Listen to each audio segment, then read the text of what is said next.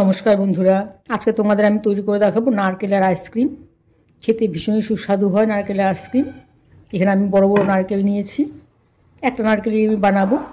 এখানে দেখো একটা নারকেল আমি ভালো করে খুলে নিয়েছি, যদি এটা সমান করতে পারিনি, দেখো একটু এবড়ো খেবড়ো হয়েছে। এই নারকেলটা আমি এখানে ভালো করে কুড়িয়ে এক বাটি নারকেল তৈরি করে নিয়েছি। এটা গোটা নারকেল কোড়া এখানে আমি নিয়ে নিয়েছি। এখানে প্রায় 2 কাপের মতো নারকেল কোড়া হবে। দুধ এখানে আমি হাফ লিটার নিয়েছি। এই দুধটাকে আমি আগে থেকে জাল করে একটু ঘন করে নিয়েছি। দেখো দুধটা আমার একদম ঘন আছে।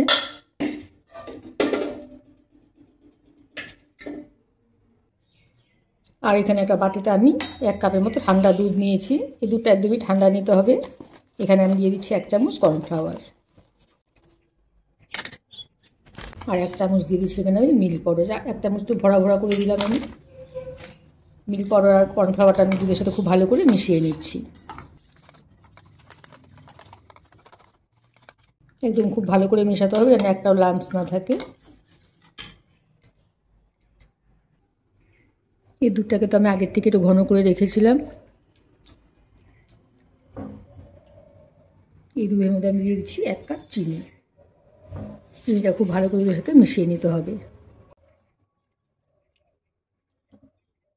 দুধটা আগের থেকে ঘন ছিল, ওই জন্য আর বেশিক্ষণ জাল দিলাম না। এখানে আমি দুধ পাউডার আর কর্নফ্লাওয়ার মেশানো মিশ্রণটা দিয়ে দিচ্ছি। এটা একটু ভালো করে নেড়ে চেড়ে নিতে হবে, নাহলে কর্নফ্লাওয়ারটা আবার নিচে বসে যায়। দেওয়ার আগে খুব ভালো করে মিশিয়ে আবার অল্প অল্প করে দিয়ে দিতে হবে।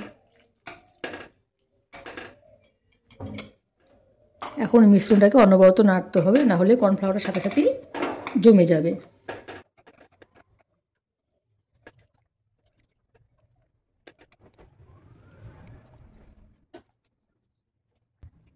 কর্নফ্লাওয়ারটা দেখো অনেকটাই ঘন হয়েছে।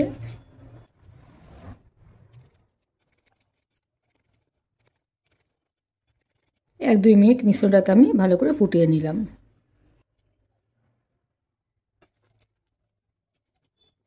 গ্যাসের চুলাটা বন্ধ করে মিশ্রণটাকে আমি একদম ঠান্ডা করে নেব। ফ্রিজে রাখা যাবে না, একদম ঘরে রেখেই মিশ্রণটাকে ঠান্ডা করতে হবে। ঠান্ডা হবে মিশ্রণটা আর একটু জমে ঘন হবে।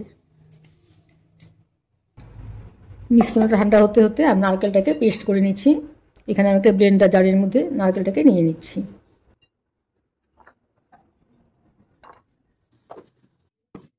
খুব বেশি মিহি পেস্ট করে নিই, কারণ আইসক্রিমের মধ্যে নারকেলটা মুখে পড়ে বেশ ভালো লাগবে খেতে।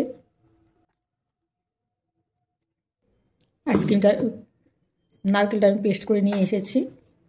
খুব বেশি মিহি একদম পেস্ট হয়নি, একটু দানা দানা আছে এখানে, কারণ আইসক্রিমের মধ্যে নারকেলটা মুখে পড়লে বেশ ভালো লাগবে খেতে। এই মিশ্রণটা এখন একদমই ঠান্ডা হয়ে গেছে। এই নারকেলের মধ্যে এই মিশ্রণটা আমি ঢেলে নিচ্ছি। দেখো মিশ্রণটা অনেকটা ঘন হয়েছে ঠান্ডা হয়ে।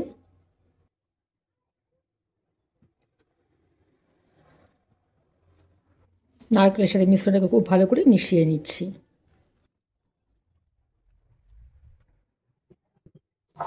কিছুটা মিশ্রণ এখান থেকে আমি কমিয়ে রাখছি, দুবারে করতে হবে। আর এখানে নিয়ে নিচ্ছি আমি হুইপ ক্রিম। একদম দোকানের মতো আইসক্রিম খেতে হলে এই হুইপ ক্রিমটা ব্যবহার করতে হবে। আর একদম যদি হুইপ ক্রিম না থাকে সেক্ষেত্রে ঘরের শর্ট দিয়েও এই কাজটা করা যাবে। এখানে আমি হাফ কাপ নিয়ে নিচ্ছি, বাকি হাফ কাপ আমি ওখানে মেশাবো। মোট 1 কাপ আমি হুইপ ক্রিম নিয়েছি।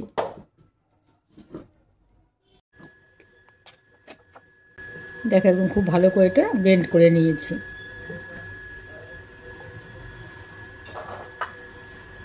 এখানে আমি একটা আইসক্রিম মোল্ড নিয়েছি, এই মোল্ডের মধ্যে আমি মিশ্রণটাকে ঢেলে নিচ্ছি।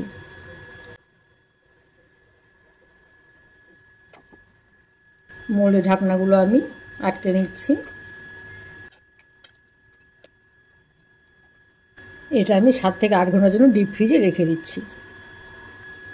বাকি মিশ্রণটাকে আমি এখানে যে আমি নারকেলের খোলসটা রেখেছিলাম তার মধ্যে ঢেলে নিচ্ছি। এখানে কিছুটা হয়েছে, বাকিটা আমি আরও পেস্ট করে নিচ্ছি।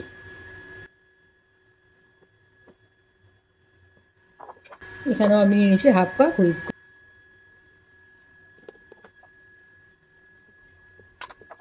এটাও আমি খুব ভালো করে ব্লেন্ড করে নিচ্ছি।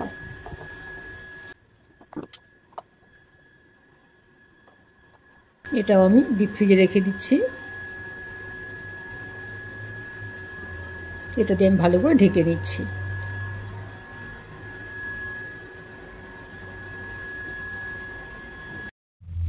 7-8 ঘন্টা পর দেখো আইসক্রিমটা আমাকে বের করে নিয়ে এসেছি। এটি একটু আমি জলের মধ্যে বসাচ্ছি, তাহলে খুব সহজে আইসক্রিমটা বেরিয়ে আসবে।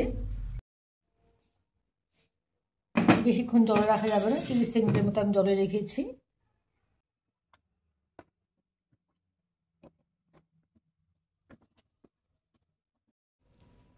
আর যে নারকেলের মালাইয়ের মধ্যে আইসক্রিমটা রেখেছিলাম সেটাও আমি তোমাদের দেখাচ্ছি।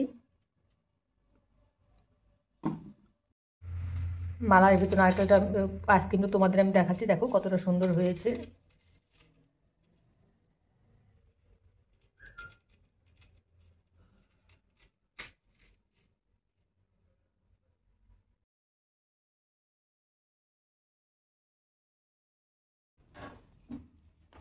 আমার এই নারকেল আইসক্রিমের রেসিপি তোমাদের কেমন লাগলো জানাবে। আমার চ্যানেলটিকে সাবস্ক্রাইব করে দিও আর লাইক কমেন্ট দিতে ভুলো না। ঠিক আছে বন্ধুরা, আজকের মতো এখানেই রাখছি, টাটা।